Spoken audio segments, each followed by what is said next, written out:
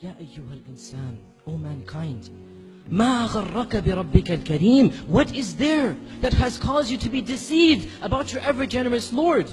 How can you be deceived? What can possibly change this reality that all of us know? The only way to attain tranquility is through the worship of Allah, is by turning to Allah, is by making Allah the ultimate goal and destination. We all know this. Then why is it that we turn away from this path? Why is it that this world can seduce us away from this path? Oh mankind, what is there that has caused you to be deceived about your Lord?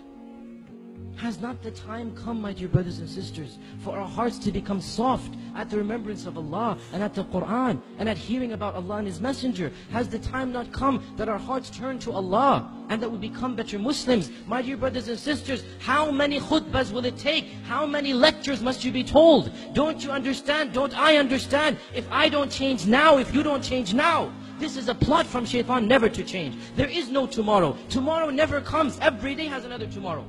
And the time will come when for you and me, there will be a day where there will be no tomorrow.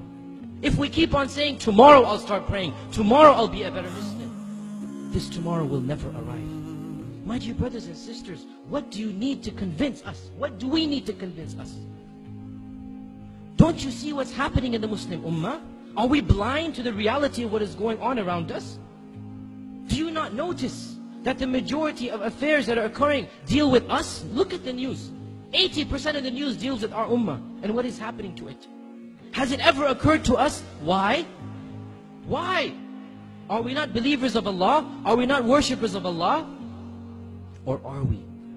Or are we really and truly believers and worshippers of Allah? Allah says in the Quran that izzah, honor and glory and power will always belong to Allah and to His Messenger and to the believers, the mu'minun. Therefore, it is not possible that the real mu'minun will ever be humiliated. It is not possible, my dear brothers and sisters, that permanently the situation will always be in our disfavor. Therefore, there is something wrong. We are not doing our job. We are not reaching the level of iman that is required of us.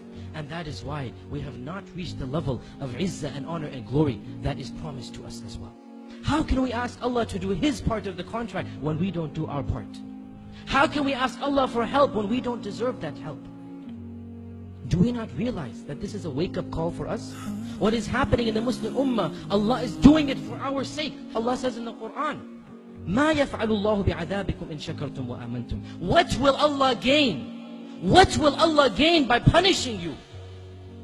If you believe and are thankful to Him. If, this is the if. What will Allah gain? But if you are thankful and have iman. In other words, if you don't have iman or you are not thankful, then Allah Azza wa Jal must show you the reality. My dear brothers and sisters, we simply don't have the luxury of living a carefree life. In fact, we never have such a luxury, no matter what the ummah is going through. But especially now, especially at this time, we simply can't be selfish. We can't think of my dunya, my money, my wealth. No, we must think of the ummah. Each and every one of us is responsible to do what we can for the ummah. It is my duty and your duty to be better Muslims, and that is the best way to revive the izzah that this ummah needs. That is the best way to get to the position that Allah has promised us. O Muslims, ponder over this reality. Reflect over it. For the sake of your family and friends, for the sake of this Muslim ummah, for the sake of your dunya and akhirah, for the sake of your jannah and nar, for the sake of Allah Azza wa Jal, each and every one of us has to change. Each and every one of us must set goals to better himself. Now, not tomorrow. At this point in time, because there is no tomorrow.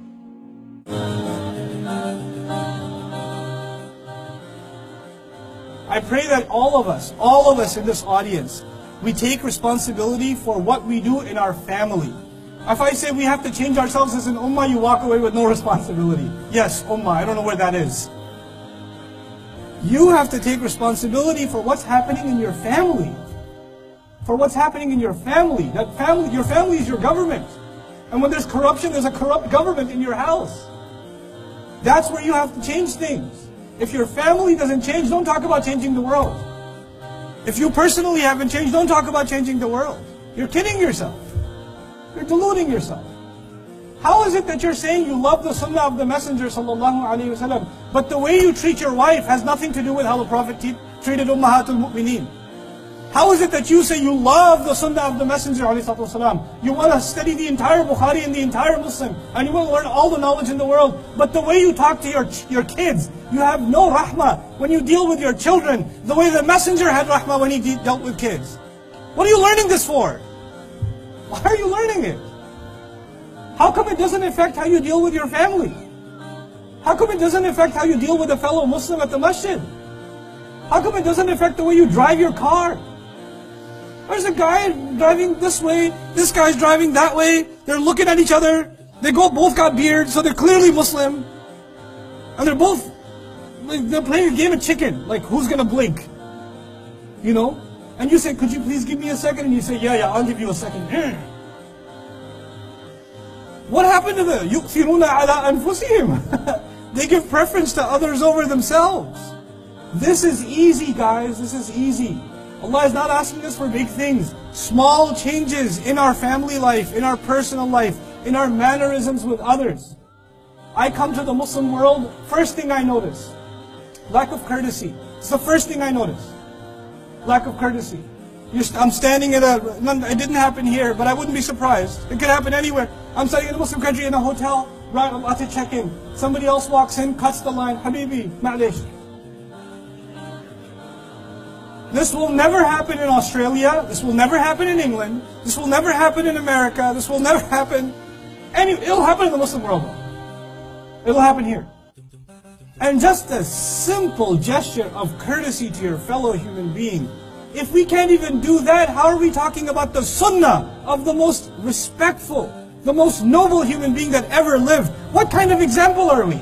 The non-Muslims who live in this country, and there are lots of them. What example do they see of the Muslims? What have they seen from the Muslims? Think about that for yourself. What kind of behavior do they observe? When they see the behavior of the Muslims, does it make them want to be Muslim?